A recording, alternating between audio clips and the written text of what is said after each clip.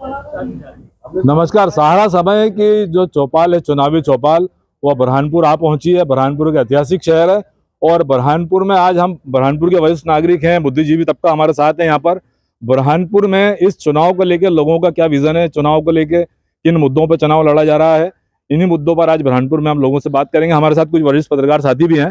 पहले हम उनसे बात करेंगे कि आखिर चुनाव में वो क्या देख रहे हैं, किस तरफ चुनाव जाता दिख रहा है। हमारे साथ सबसे पहले अकील आजाद साहब हैं, जो वरिष्ठ पत्रकार हैं, 30 साल से ज्यादा से पत्रकारिता है। आजाद साहब, क्या देख रहा है इस इलेक्शन में, क्या आपको नजर आ रहा है आपको? देखिए, ये जो इलेक्शन है इस बार का, ये व्यक्ति विशेष पर हो रहा है। इसमें चुनाव से जो मुद्दे होना चाहिए वो सारे मुद्दे नदारद है। महंगाई गायब है, बेरोजगारी गायब है, ऐसे अन्य जितने भी मुद्दे हैं वो सब इस चुनाव से नदारद हैं। पार्टियों के नाम तक गायब है, प्रत्याशियों के नाम का अधिक प्रचार, पार्टियों के नाम का प्रचार कम हो रहा मतलब है। आपका कहना है कि जो आम लोगों के मुद्दे हैं इस चुनाव से गायब हैं। जी, हमारे साथ बंटी दिलीप नागौरी जी पत्रकार साथी हैं। क्या आप चुनाव में क्या देख रहे हैं अभी तक जितना चुनाव? जी, मैं बता दूं कि जो चुनाव हो रहे कहीं ना कहीं व्यक्तिगत आरोपों की झड़ी लगी हुई है। एक दूसरे पे आरोप लगा रहे, शहर में गड्ढे पड़े हुए और किसका ध्यान नहीं है। मैं खुद बता रहा हूँ, बैक पेन से मैं इतना परेशान हूँ गड्ढों के कारण कि इनके खिलाफ कोर्ट में, न्यायालय में जाऊंगा मैं। कोई विकास नहीं हुआ है और पूरे मेरे जैसे कई लोग बैक पेन से परेशान है। देखिए, ये आक्रोश भी इन्होंने पीड़ा, आम लोगों की पीड़ा भी व्यक्त कर दी। त्रिलोक जैन जी वरिष्ठ पत्रकार हमारे साथ हैं। जैन साहब, क्या इस चुनाव में आप क्या देख रहे हैं? वर्तमान परिस्थिति में ऐसा लग रहा है कि ये चुनाव मुद्दों से भटक करके व्यक्ति विशेष पे चला गया है। आज की तारीख में देखा जाए तो हर आदमी मुद्दों को एक तरफ रख के बस इस चुनाव में लड़ने के लिए कोशिश कर रहा है और कहीं ना कहीं बागी उम्मीदवारों की भी परिस्थितियों के कारण हालत बिगड़ रही है। बागी उम्मीदवार इस चुनाव को बिगाड़ेंगे या प्रभावित करेंगे, आपका कहना है? देखिए, हमारे साथ इस शहर को आकार देने वाले और भी ऐसे लोग हैं जिन्होंने, आनंद चौकसे सर हैं, जिन्होंने बुरहानपुर का नाम शिक्षा के क्षेत्र में, हेल्थ के क्षेत्र में राष्ट्रीय परिदृश्य पे पहुंचाया है। तो आनंद सर से हम बात करते हैं कि आखिर वो बुरहानपुर का क्या विजन है बुरहानपुर को लेकर, सर उसमें बताएं आपको। नहीं, विजन तो जो उम्मीदवार खड़े उनका होना चाहिए, लेकिन एक आम नागरिक के नाते क्या आम आदमी को ये मालूम है, मेरे 5 स्कूल हैं, उनमें एक में भी विकास नाम का लड़का नहीं पढ़ता, क्योंकि इतने बुरे हाल हुए हैं विकास के शहर में कि माओ ने बच्चों का नाम रखना बंद कर दिया है। तो क्या आप क्या चाहते हैं, क्या होना चाहिए इस शहर में? जो भी बंदा जीते, आगे बढ़े, वो केवल इस शहर में जो बहुत एनर्जी वाले, पैसे वाले लोग हैं उनके साथ खड़ा रहे, उनके व्यापार, व्यवसाय, रोजगार आगे बढ़ाने में मदद करे, सिर्फ बेरोजगारी के मुद्दे पर काम करे। लोगों में दम है, आम पब्लिक में दम है, हमारे यहाँ के जो नौजवान हैं उनमें बहुत एनर्जी है, सब मिलके तूफान मचा सकते हैं। सिर्फ व्यापार, व्यवसाय, रोजी रोटी, इसकी बात होना चाहिए। व्यापार, व्यवसाय, रोजगार की बात होना चाहिए ताकि एक इंडस्ट्री का हब बने और नए युवाओं को रोजगार मिल सके। बार एसोसिएशन के अध्यक्ष यूनुस पटेल साहब भी हमारे साथ हैं। पटेल साहब, क्या कहेंगे आप इस चुनाव को लेकर, क्या देखते हैं? देखिए, मध्य प्रदेश में विगत 18 वर्षों से भारतीय जनता पार्टी की सरकार है। बुरहानपुर को जो स्थान मिलना चाहिए था वो आज तक नहीं मिला है। आज भी जो पुरानी समस्या थी वैसी चली आ रही है, इसमें बहुत ध्यान देने की जरूरत है। मध्य प्रदेश में 2 ही पार्टी है, चाहे कांग्रेस हो या बीजेपी हो। इसके पहले कांग्रेस की सरकार रही, अभी भारतीय जनता पार्टी की सरकार 18 साल से है, लेकिन जो विकास बुरहानपुर का होना चाहिए था वो नहीं हुआ है। और वर्तमान में जो मध्य प्रदेश की समस्या, सबसे बड़ी समस्या है बेरोजगारी की, वो दूर होना चाहिए और स्थानीय स्तर पर बहुत काम होना चाहिए जो नहीं हो पा रहे हैं। तो इसलिए एमएलए ऐसा हो जो बुरहानपुर के विकास के लिए काम करे। जी, वही बात निकल के आ रही है कि डेवलपमेंट होना चाहिए। हमारे साथ स्वास्थ्य क्षेत्र से डॉक्टर मनोज अग्रवाल जी भी हैं, उनसे भी जानेंगे कि किस दृष्टि से देखते हैं बुरहानपुर का हेल्थ को लेकर। देखिए, सीधी सच्ची बात है, जिस पार्टी की नीतियां सर्वस्पर्शी हो, जिसकी नीयत साफ हो और जिसका नेतृत्व मजबूत हो, वही प्रदेश में, देश में और हर क्षेत्र में लोगों का भला कर सकती है। स्वास्थ्य के क्षेत्र में बुरहानपुर में अनेकों संभावनाएं हैं। आज बहुत बड़ा 200 बिस्तरों का 32 करोड़ का हॉस्पिटल है, लेकिन वहाँ संसाधनों की कमी है, वहाँ पर मैनेजमेंट की कमी है। वहाँ पर हॉस्पिटल है तो वहाँ पर संसाधन और चिकित्सक नहीं आते हैं, तो उन लोगों को कहीं ना कहीं जलगांव और इंदौर में निर्भर करना पड़ता है। इसी तरह बहुत सारी ऐसी समस्याएं हैं जो क्या नाम है। और अभी देखिए, आप पिछले 5 साल की अगर हम बात करें तो लोगों की तंगहाली और बदहाली सबने देखी है। लोगों के चेहरों पे हताशा, निराशा, मायूसी सभी ने देखी है। तो कहीं ना कहीं लोगों के चेहरों पे वो जो विकास जो थी वो नहीं रुक पाया। जो डबल इंजन का जो लोग कहते हैं इस तरह से, वो नहीं हो पाया निर्दलीय होने की वजह से। अभी वो आना चाहिए पार्टी जिसका नेतृत्व मजबूत हो, जिसकी नीयत साफ हो और जिसकी नीतियां स्पष्ट हो। बिल्कुल विकास की बात भी यहाँ आ रही है। देखिए हमारे साथ भारतीय जनता पार्टी से देवेंद्र ठाकुर जी हैं, अजहरुल हक साहब हैं। इनसे हम जानेंगे कि आपकी पार्टी इतने लंबे समय से सत्ता में मध्य प्रदेश में बुरहानपुर में आपकी विधायिका रही, मंत्री रही, क्या उन्होंने क्या काम किया इसको लेकर हम जानना चाहेंगे। लगभग 15 सालों से भारतीय जनता पार्टी की सरकार है। उसका शहर का परिवर्तन आप देखेंगे, एक 4 लेन रोड बन रहा है औरंगाबाद से इंदौर, ठीक है, एक बना है आसिरगढ़ से धुलकोट, एक बना है टेरो फैक्ट्री के पास से नेपा नगर। मतलब शहर में शिवराज जी की और भारतीय जनता पार्टी की सरकार ने जो विकास किया है वो घंटाडार सरकार में नहीं हो पा रहा था। जब बुरहानपुर से आदमी निकलता था बस में बैठ के तो उसको 9 घंटे लगते थे, आने वाले समय में 2.5 घंटे में आप यहाँ से इंदौर जा सकते हैं। जी, तो क्या और जो एजुकेशन को लेके, हेल्थ को लेके इस पे कुछ काम हो पाया, बड़े कॉलेजेस खुल पाए यहाँ पर।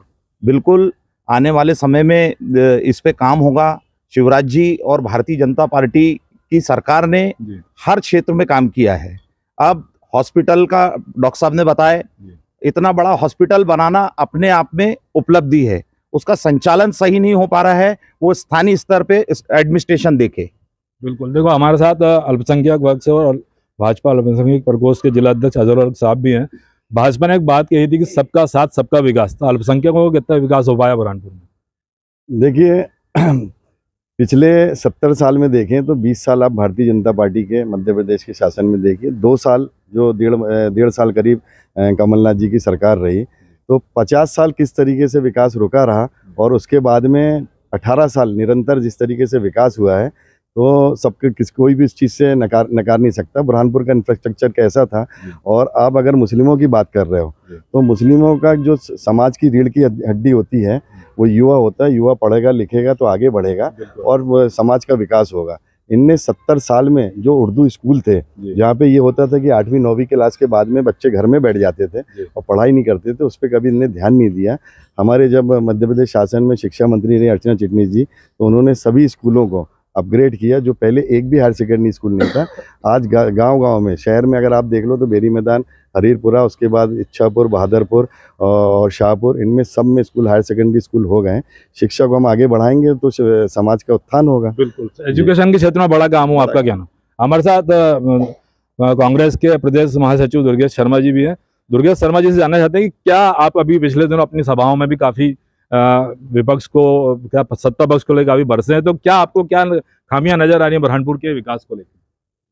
खामियां तो आप ये समझिए कि अगर 4000 करोड़ के विकास का दावा किया था पिछले चुनाव में भारतीय जनता पार्टी से, तो अगर इतना विकास बुरहानपुर की जनता को दिखता तो पिछली बार एक निर्दलीय से चुनाव हारना नहीं पड़ता, है ना। तो वो जो विकास का दावा है, ये आप और हम यहाँ कितना भी बोल दें, इसको तय जनता करती है कि शहर में विकास हुआ है कि नहीं हुआ है। तो इस बार भी जो मुझे लग रहा है कि जनता ने ये सोच के रखा है। अब मैं आपको कांग्रेस की उपलब्धियां बता सकता हूँ। हमारे यहाँ सांसद अरुण यादव जी थे, और मध्य प्रदेश में एकमात्र बुरहानपुर जिला जिसको 2 मॉडल स्कूल मिले। बुरहानपुर को केंद्रीय विद्यालय मिला, बुरहानपुर को जवाहर नवोदय विद्यालय मिला। बुरहानपुर की ताप्ती मिल बंद पड़ी हुई है, उसकी तरफ किसी का ध्यान नहीं है, उसको अरुण यादव जी ने आगे बढ़ाया। नेपा मिल बंद पड़ी थी, उसको कांग्रेस की सरकार में 1200 करोड़ का रिवाइवल पैकेज मिला। तो ये सब बताने के बाद भी ये तय जनता ही करती है कि इसका विकास हुआ है कि नहीं हुआ है। और इस बार भी जनता ही तय करेगी कि 18 साल में क्या भारतीय जनता पार्टी ने विकास किया है कि नहीं किया है। ये बात समझ में भाजपा को आ चुकी है, इसलिए 7-7 मंत्रियों को चुनाव में उतारा है। बिल्कुल, पहली बार ऐसा हो रहा है कि भारतीय जनता पार्टी मध्य प्रदेश में मुख्यमंत्री का चेहरा नहीं बता पा रही है। बिल्कुल, अगर ये बात है तो इसका सीधा सीधा इशारा है कि भारतीय जनता पार्टी खुद शिवराज सिंह चौहान के परफॉर्मेंस से खुश नहीं है, इसीलिए कैलाश विजयवर्गीय, नरेंद्र सिंह तोमर इनको आगे बढ़ाया है। और सुनिए आप मेरी बात, पूरी सूचना है हमारे पास कि मध्य प्रदेश में कम से कम 30 से 40 स्थानों पर मध्य प्रदेश के मुख्यमंत्री शिवराज सिंह चौहान के टिकट काटे गए हैं, और वहां पे जितने बागी खड़े हैं वो उनके ही इशारे पे खड़े हैं। बिल्कुल, देखिए ये बात जो बगावत की बात भी फिर से आ रही है, वो हम आगे भी बात करेंगे।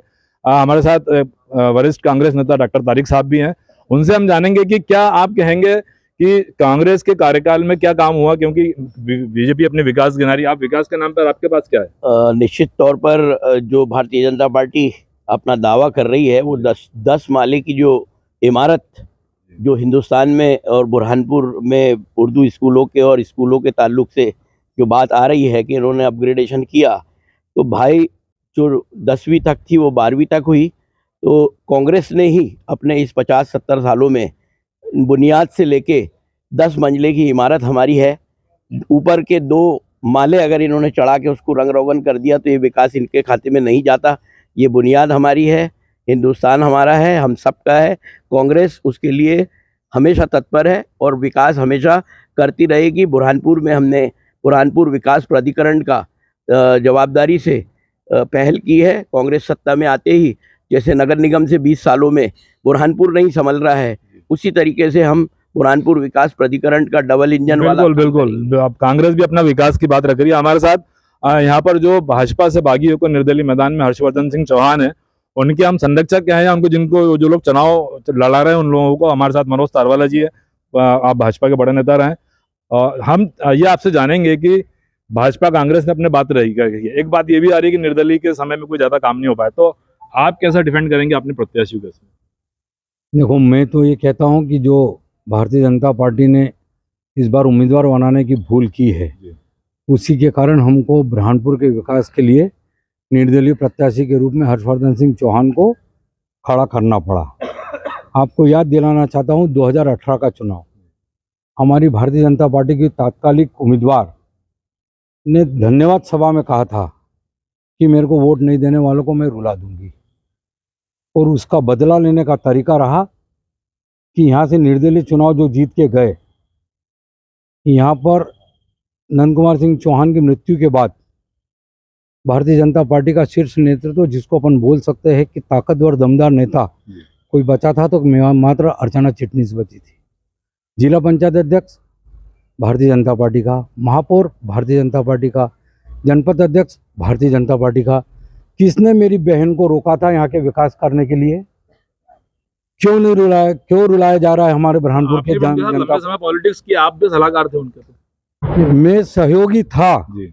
और आज भी मैं जिस दिन इस्तीफा देने गया, अटल जी की समाधि पर जाकर सौगंध खाई कि बुरहानपुर में भारतीय जनता पार्टी को जिंदा हम रखेंगे, और मेरे साथ लगभग 250 से 300 कार्यकर्ता चले थे, और भारतीय जनता पार्टी का अस्तित्व यहाँ कायम रहे, षड्यंत्रकारी राजनीति यहाँ से खत्म हो, ऐसे नेताओं को बाहर करने के लिए ही हमको निर्दलीय के रूप में खड़ा होना पड़ा। नेताओं को बाहर करने का या कोई डेवलपमेंट विकास का विजन रहेगा? देखो, विकास का विजन मैं आपको बताना चाहता हूँ कि अभी हमारे एक समाज सेवी ने कहा कि यहाँ पे रोजगार का मुद्दा होना चाहिए। यहाँ 2-2 राष्ट्रीय पार्टी के नेता बैठे और भारतीय जनता पार्टी के लोग बड़ा दावा करते थे कि विश्व की सबसे बड़ी पार्टी, आज तक अपना मैनिफेस्टो जारी नहीं कर पाई।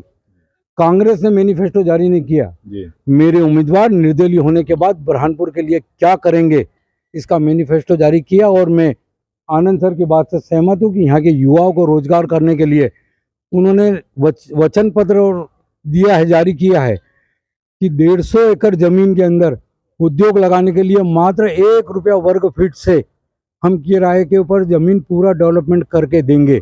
ये हमारा विजन है कि यहाँ का युवा रोजगार से लगेगा तो पूरे बुरहानपुर को कहीं न कहीं प्रत्यक्ष और अप्रत्यक्ष रूप से इसका फायदा मिलता रहेगा, क्योंकि काम करने के लिए कोई बाहर से, बिहार से, यूपी से नहीं आएगा।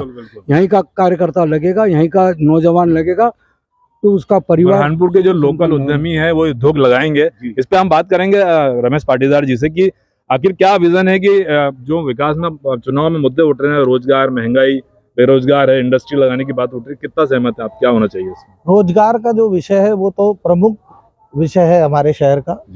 काफी समय से शहर में रोजगार को लेकर दोनों ही पार्टियों ने कुछ कार्य नहीं किया है, और हमारे जो उम्मीदवार है उन्होंने मैनिफेस्टो में इसको प्रमुखता दी है कि हमारा प्रमुख मुद्दा शहर के युवाओं को रोजगार देने का रहेगा।